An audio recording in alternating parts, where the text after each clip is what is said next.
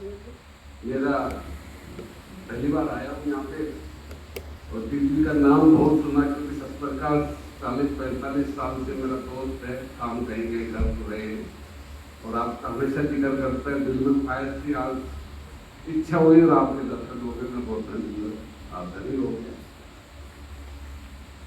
दूसरे पालेकर जी हमारे गुरु जी हिसार यूनिवर्सिटी में जब हम प्रोफेसर थे तो आए थे, उनको सुना था, आज उनको दोबारा साक्षात देखा।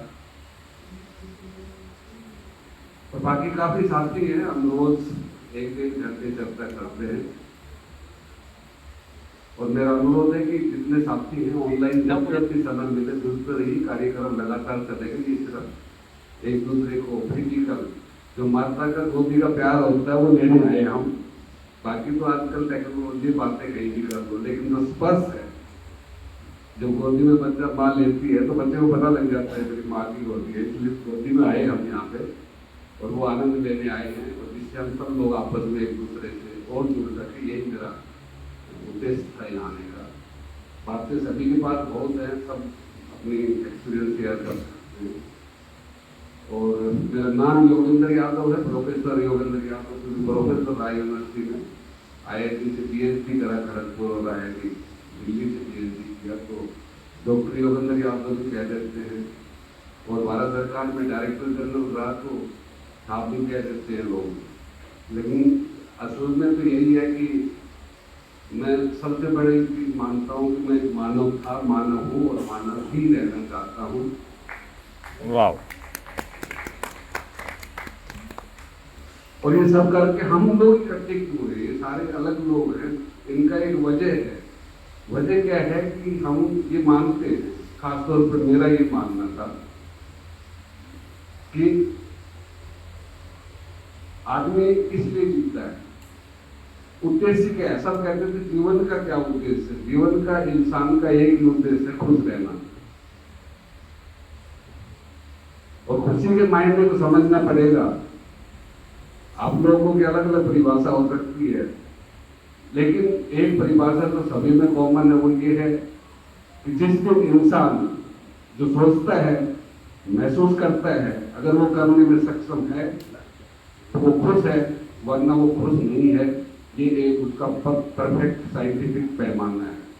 कर्म, वचन और उसके महसूस करने की जो, सोचने की जो है, वो अगर एक हार्मोन वो समन्वय हो उसमें, तो आपका जीवन सुखी होगा, आपका जीवन नॉन वायलेंट होगा। और अगर आंतरिक आपने अहिंसा अपना ली है तो भाई हिंसा को आप खत्म करने में सक्षम होंगे, वो सबसे शक्तिशाली आदमी होता है। तो मैं उस मानव के बनने की प्रक्रिया कर रहा हूँ। और आप अगर चाहो कि मैं खुश रह लूँ, दुनिया भाड़ में जाए, कभी संभव नहीं है। जब तक आपके साथ आसपास का समाज खुश नहीं होगा, कभी खुश नहीं रह सकता। तो मानव विकास और सामाजिक परिवर्तन एक दूसरे के पूरक है। वो कहते सिक्के के दो पहलू हैं, एक दूसरे के बगैर नहीं चल सकते। अगर मैंने मानव विकास कर लिया और सामाजिक परिवर्तन नहीं किया तो सबसे पहले घमंड होता है। ये कहना शुरू करते कि इनको चेक करा लो, शायद इनके दिमाग में कोई फर्क आ गया। अलग अलग अनूठ सी बातें करते, समाज कहेगा ये अनूठ सा आदमी है, लेकिन अगर समाज में परिवर्तन किया साथ में तो वही समाज आपका भूषण बनता है। वो कहता है बड़ा महान है, बहुत बड़ा काम कर रहे हैं, आपको ऊपर उठाते हैं। पहली चीज तो ये थी। दूसरी चीज थी कि हम क्यों संघर्ष क्या करना चाहते हैं, इसके लिए संघर्ष करना चाहते हैं। तो लोग कहेंगे व्यवस्था बदलनी है, हमें DGP साहब कह रहे थे कि मैंने दुनिया बदलनी है, व्यवस्था बदलनी है। तो क्यों बदलनी है व्यवस्था? तो सबसे पहले हमें ये निर्णय लेना पड़ेगा कि ये व्यवस्था जो है ये है क्या, और इस व्यवस्था से अगर संतुष्ट नहीं है तो पहले आपको ये कहना पड़ेगा कि मैं इस व्यवस्था को रिजेक्ट करता हूँ। और नई व्यवस्था क्या हो, इस पर हम चर्चा करें। और उस नई व्यवस्था को बनाने में कौन क्या सहयोग, क्या योगदान कर सकता है, उसका हम 4 दिन में निचोड़ निकाल कर हम आगे काम को बनाएंगे। बहुत सुंदर। और हमें गुरु की कोई जरूरत है ही नहीं, कोई गुरु नहीं चाहिए, ना ही हमें विश्व गुरु बनना है, क्योंकि हम गुरु बन जाएंगे सारे के शिष्य रहेंगे। तो हम चाहते हैं कि हमारे पास एक बहुत बड़ा गुरु विश्व के पास है ऑलरेडी, और महात्मा गांधी हैं, जिन्होंने गुरु मंत्र दे दिया सत्य ही जीवन है, सत्य ही ईश्वर है। ईश्वर को कहीं नहीं ढूंढना। अगर आप सत्य पे जी रहे तो आप ईश्वर के साथ जी रहे, सत्य से दूर है तो आप ईश्वर को नहीं मानते। ये आस्तिक नास्तिक है। दूसरा, उन्होंने संघर्ष का तरीका दे दिया। किसी भी चीज से अगर आपने आगे लड़ना है वो अहिंसा का है। अहिंसा एक बहादुर आदमी का हथियार है, इसको समझ लेना कभी नहीं।